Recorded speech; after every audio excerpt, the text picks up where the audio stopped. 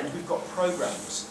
These might be codified, structured interventions, such as catch-up numeracy, which is one that we funded as part of the transition round, and we published the evaluation in February. Now, we fund a variety of these practices, programs, and interventions. So, on the far left, we've got something like Challenge the Gap, which is Challenge Partners based in London, and they're talking about getting groups of schools together to talk about research and challenge each other on implementation. That's just broad principles of grouping together. There's no specific structure to that. A little bit further along the spectrum, we've got the Carol Dweck growth mindset stuff, which again is a bit more prescriptive, but overall it's a broad set of principles about how you communicate with pupils to get them into a growth mindset. Similarly, philosophy for children, about cognitive development and reflection. And then on the far right, we've got a very, very structured program that's come from the States, very popular in the States, interestingly less so here, but it's a whole school reform approach called Success for All, where it's a turnaround for failing schools. And it's a very, very structured, codified implementation strategy. There are very definite things that you need to do to make Success for All work. A little further back, we've got something like Catch-Up Numeracy, which, again, is a very structured program, but perhaps not so much so that you can't deviate from it. I want to spend just a few minutes talking about the catch-up findings, which this table is taken from our evaluation report that some of you may be familiar with. It's quite a challenging finding, because what we found, actually let me tell you a bit about catch-up, just as a context. It's a teaching assistant intervention over 30 weeks, 2 15-minute slots with underachieving year 2 to 6 pupils. And over the course of those 30 weeks, our trial suggests that catch-up numeracy versus the control group makes significant impact on their attainment. 0.21, which we convert into 3 months of additional progress. Now, the interesting thing is that there was a time equivalent one-to-one group. So TAs delivering the same amount of time over the 30 weeks, but they just weren't following the catch-up numeracy program. And they actually made more gains than the catch-up numeracy program. So how are we to interpret this? Well, catch-up numeracy, so our trial suggests, is effective. But compare it to the TA one-to-one support, suggests it's less effective. Now, I'm not saying that you shouldn't do catch-up numeracy, but what I am saying in this is that it seems that the one-to-one tuition, the key active ingredients of one-to-one tuition, seem to be easier to get working than something that is a bit more structured, such as catch-up numeracy. Now, that's quite a challenge for developers who are doing these kind of programs, because we're saying, let's develop programs that give enough flexibility for teachers to implement it without you having to follow a very, very specific set of rules that's quite easy to deviate from. So that's quite a challenge for developers who are coming to us. We need to know that there is enough flex in the program, that it's not so structured that one little deviation from the program means that you don't see the achievement gains.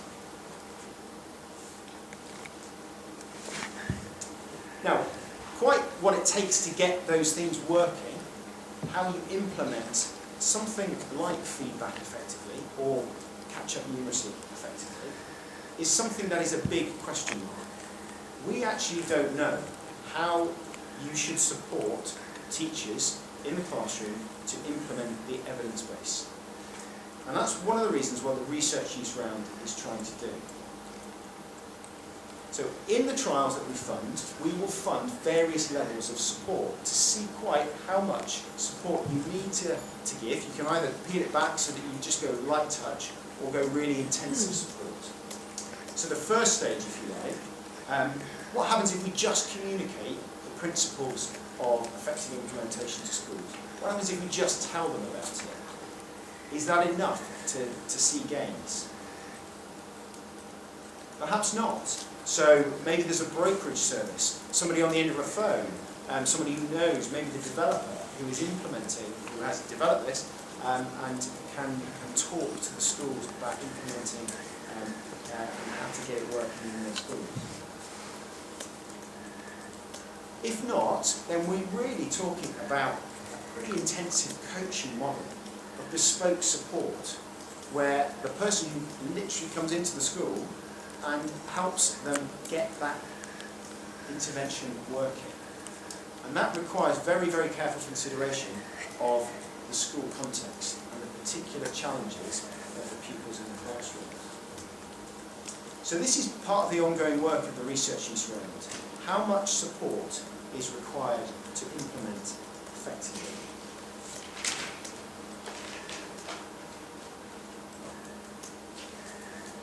Back to the support issue.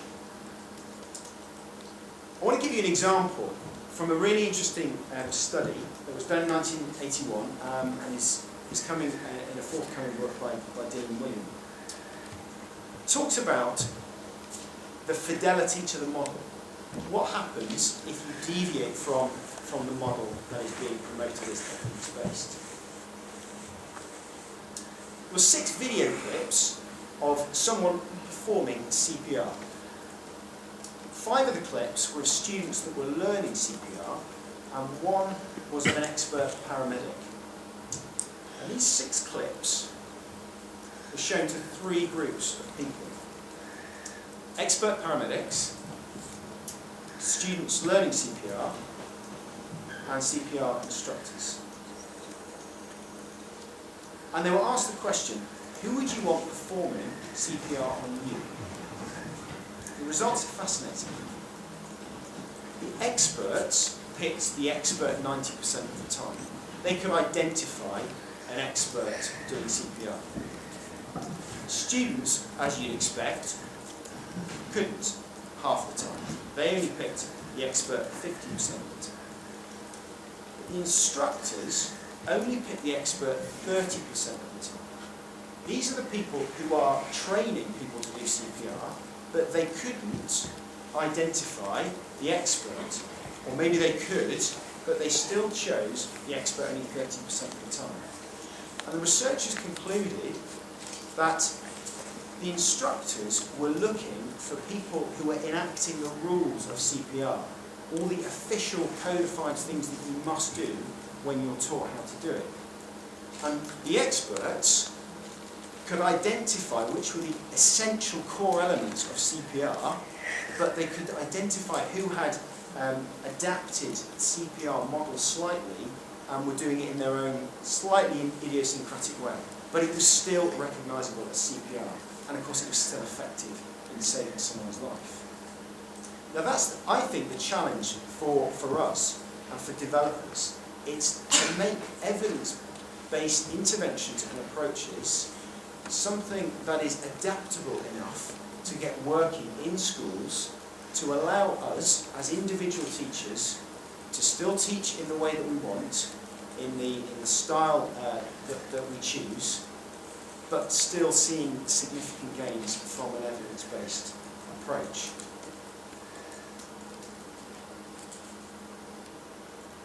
Now, if we're all implementing these evidence-based approaches, programs, in our own way, how do we know it's working? We're suggesting that teachers become as skilled in evaluation in their school. And again, you might be familiar with this. We've published a DIY guide with Durham universities on our website to encourage schools to create a comparison group. And whether that's a randomised controlled trial, or a matched group, or even just a simple comparison group, Nevertheless, it's important to have that person group so that you know whether you're having impact or not. We can talk a bit more about that at the end if people are interested in the DIY guide. Just to flag it up, we are currently working with Durham to create a new version, an interactive version, which will be much easier to use than the current guide, which is just a PDF downloadable document on the website. So watch this space. We'll hopefully be launching that within the next 9 months or so. So to finish then, what are the next steps for an evidence-informed profession? Thinking about Lee's quadrant and trying not to slip back into the uninformed profession or the ignorant profession, I'm suggesting that the 4 areas that I've outlined today are important. Access, so communicating research, and the EF and others have a very important role in ensuring that schools get access to research. But what I'm saying about teachers and the skills of teachers is that the implementation and the evaluation of that implementation are the key things that teachers should become skilled in. So rather than identifying the what of what works, I'm saying teachers should become skilled, become experts in the how of how it works and evaluating that as they go. Bottom left quadrant is the support, which I didn't really touch upon, partly because there's a big question mark. We actually don't know how much support is needed, but we do know that schools are critical in supporting their teachers through inset, through ongoing training. And evidence so far suggests that very, very few schools know how to support teachers in implementing something effectively. I've rattled through that because I did want to leave a decent amount of time for questions. I think we have about 18 minutes or so to discuss anything that Lee or I have said, or anything about the toolkit or the work of the EF. We're really happy to take questions. I might work this badly because it's a Saturday, but in your slide where can you go back to the previous slide? Yeah. DIY. No, previous. It was about the research, and if you slightly change the model, so the CPR. The CPR. Yeah. Yeah, that was it. Sorry. Yeah. So that research suggests that it's okay to change the model, even though the model is based on research, and you can change it. But the key thing is changing it in a skillful way, in a thoughtful way. And is there anything, have you identified that somewhere where schools would need help in the implementation? Yeah. Steve Higgins, who created the toolkit, talks about educational interventions being fragile. That we have an idea of what works or what has worked in the past through RCTs, that's the value of them. But even so, implementing them in your own context is still fragile and fraught with difficulty on the balance between the model, fidelity, the core elements, and adapting to your particular context. And that is the balance that we don't know really, and it's essential to try and find out. And that's why we're encouraging schools, if they're going to implement an evidence-based approach, that they evaluate constantly as they go in a rigorous way, so that they can identify that this department are doing it in this way, this department are doing it in this way, and we can somehow get an evaluation of which is the most effective method. So you have to change it slightly, but also do research on the slight changes. And have exactly, yeah, and that's why I'm saying that teachers really, although they shouldn't be doing the what of what works, it's the how of how it works. So they are doing research on the implementation rather than the does this crazy innovation that I've developed work. It's the implementation of the evidence base. It's the way they do it. It's been our Thank you.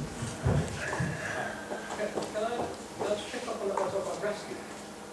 And there's instead of CPR, Yeah. trial on encouraging, there's an RCT on encouraging mothers in West Bengal India to rescue. And they found that a particular way of communicating to them would raise them.